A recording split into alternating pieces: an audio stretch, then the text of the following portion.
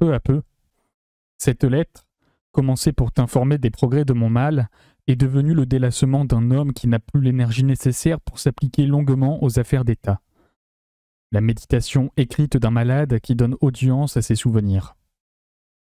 Je me propose maintenant davantage. J'ai formé le projet de te raconter ma vie.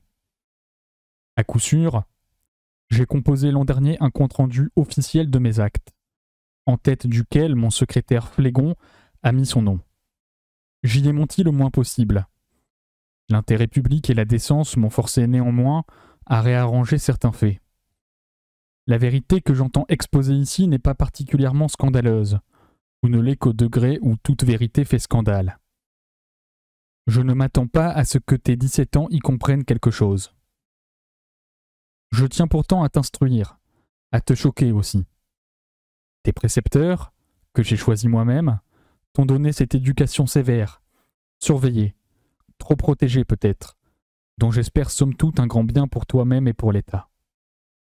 Je t'offre ici comme correctif un récit dépourvu d'idées préconçues et de principes abstraits, tirés de l'expérience d'un seul homme qui est moi-même. J'ignore à quelle conclusion ce récit m'entraînera. Je compte sur cet examen des faits pour me définir, me juger peut-être, ou tout au moins pour me mieux connaître avant de mourir. Comme tout le monde, je n'ai à mon service que 3 moyens d'évaluer l'existence humaine. L'étude de soi, la plus difficile et la plus dangereuse, mais aussi la plus féconde des méthodes.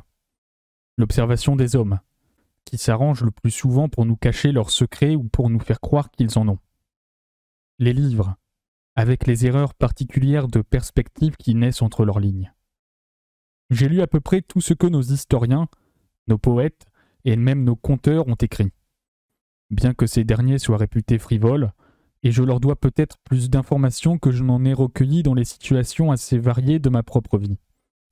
La lettre écrite m'a enseigné à écouter la voix humaine, tout comme les grandes attitudes immobiles des statues m'ont appris à apprécier les gestes.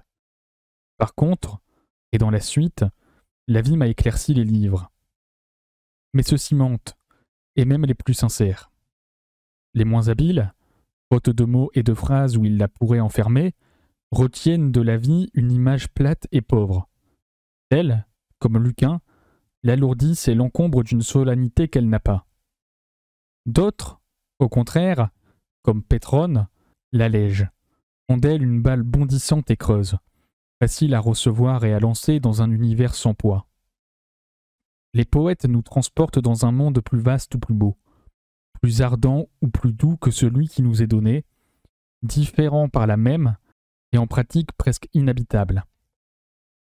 Les philosophes font subir à la réalité, pour pouvoir l'étudier pure, à peu près les mêmes transformations que le feu et le pilon font subir au corps. Rien d'un être ou d'un fait, tel que nous l'avons connu, ne paraît subsister de ces cristaux ou dans cette cendre. Les historiens nous proposent du passé des systèmes trop complets, des séries de causes et d'effets trop exactes et trop claires pour avoir jamais été entièrement vrais. Ils réarrangent cette docile matière morte, et je sais que même à Plutarque échappera toujours Alexandre. Les conteurs, les auteurs de fables milésiennes ne font guère, comme des bouchers, que d'apprendre à l'étal de petits morceaux de viande appréciés des mouches. Je m'accommoderai fort mal d'un monde sans livres, mais la réalité n'est pas là, parce qu'elle n'y tient pas tout entière. L'observation directe des hommes est une méthode moins complète encore, bornée le plus souvent aux constatations assez basses dont se repaît la malveillance humaine. Le rang, la position, tous nos hasards restreignent le champ de vision du connaisseur d'hommes. Mon esclave a pour m'observer des facilités complètement différentes de celles que j'ai pour l'observer lui-même. Elles sont aussi courtes que les miennes. Le vieil Euphorion me présente depuis 20 ans mon flacon d'huile et mon éponge. Mais ma connaissance de lui s'arrête à son service, et celle qu'il a de moi à mon banc. Et toute tentative pour s'informer davantage fait vite, à l'empereur comme à l'esclave, l'effet d'une indiscrétion. Parce que tout ce que nous savons d'autrui est de seconde main. Si par hasard un homme se confesse, il plaide sa cause. Son apologie est toute prête. Si nous l'observons, il n'est pas seul. On m'a reproché d'aimer à lire les rapports de police de Rome. J'y découvre sans cesse des sujets de surprise. Amis ou suspects, inconnus ou familiers, ces gens m'étonnent. Leurs folies servent d'excuse aux miennes. Je ne me lasse pas de comparer l'homme habillé à l'homme nu. Mais ces rapports si naïvement circonstanciés s'ajoutent à la pile de mes dossiers sans m'aider le moins du monde à rendre le verdict final. Que ce magistrat d'apparence austère ait commis un crime ne me permet nullement de le mieux connaître. Je suis désormais en présence de deux phénomènes au lieu d'un, l'apparence du magistrat et son crime. Quant à l'observation de moi-même, je m'y oblige, ne fût-ce que pour entrer en composition avec cet individu auprès de qui je serai jusqu'au bout forcé de vivre. Mais une familiarité de près de 60 ans comporte encore bien des chances d'erreur. Au plus profond, ma connaissance de moi-même est obscure, intérieure, informulée, secrète comme une complicité. Au plus impersonnel, elle est aussi glacée que les théories que je puis élaborer sur les nombres. J'emploie ce que j'ai d'intelligence à voir de loin et de plus haut ma vie, qui devient alors la vie d'un autre. Mais ces deux procédés de connaissance sont difficiles et demandent, l'un une descente en soi, l'autre une sortie hors de soi-même. Par inertie, je tends comme tout le monde à leur substituer des moyens de pure routine. Une idée de ma vie partiellement modifiée par l'image que le public s'en forme, des jugements tout faits, c'est-à-dire mal faits, comme un patron tout préparé auquel un tailleur maladroit adapte laborieusement l'étoffe qui est à nous. Équipement de valeur inégale, outils plus ou moins émoussés, mais je n'en ai pas d'autres. C'est avec eux que je me façonne, tant bien que mal, une idée de ma destinée d'homme. Quand je considère ma vie, je suis épouvanté de la trouver informe. L'existence des héros, celle qu'on nous raconte, est simple. Elle va droit au but comme une flèche. Et la plupart des hommes aiment à résumer leur vie dans une formule, parfois dans une vanterie ou dans une plainte, presque toujours dans une récrimination. Leur mémoire leur fabrique complaisamment une existence explicable et claire. Ma vie a des contours moins fermes.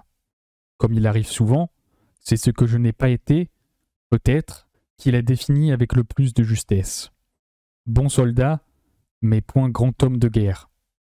Amateur d'art, mais point cet artiste que Néron crut être à sa mort. Capable de crime, mais point chargé de crime.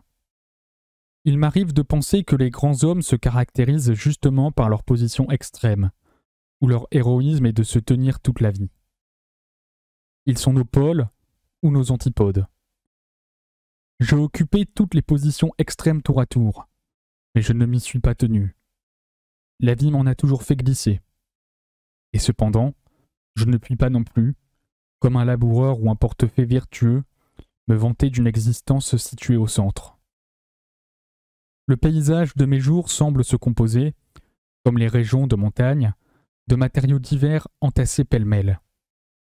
J'y rencontre ma nature, déjà composite, formée en partie égale d'instinct et de culture. Ça et là, affleurent les granites de l'inévitable. Partout, les éboulements du hasard. Je m'efforce de reparcourir ma vie pour y trouver un plan, y suivre une veine de plomb ou d'or, ou l'écoulement d'une rivière souterraine.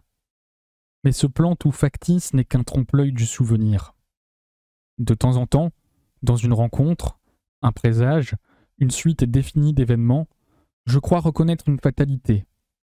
Mais trop de routes ne mènent nulle part. Trop de sommes ne s'additionnent pas. Je perçois bien dans cette diversité, dans ce désordre, la présence d'une personne. Mais sa forme semble presque toujours tracée par la pression des circonstances. Ses traits se brouillent comme une image reflétée sur l'eau. Je ne suis pas de ceux qui disent que leurs actions ne leur ressemblent pas. Il faut bien qu'elles le fassent, puisqu'elles sont ma seule mesure, et le seul moyen de me destiner dans la mémoire des hommes, ou même dans la mienne propre. Puisque c'est peut-être l'impossibilité de continuer à s'exprimer et à se modifier par l'action qui constitue la différence entre l'état de mort et celui de vivant. Mais il y a entre moi et ces actes dont je suis fait un hiatus indéfinissable. Et la preuve, c'est que j'éprouve sans cesse le besoin de les peser, de les expliquer, d'en rendre compte à moi-même. Certains travaux qui durèrent peu sont assurément négligeables, mais des occupations qui s'étendirent sur toute la vie ne signifient pas davantage. Par exemple, il me semble à peine essentiel, au moment où j'écris ceci, d'avoir été empereur. Les 3/4 de ma vie échappent d'ailleurs à cette définition par les actes.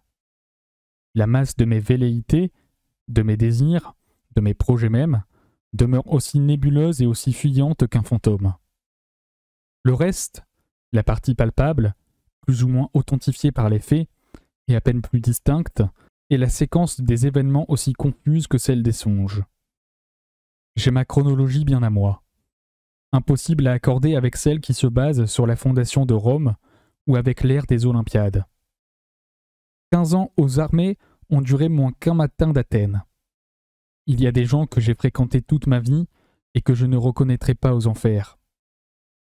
Les plans de l'espace se chevauchent aussi.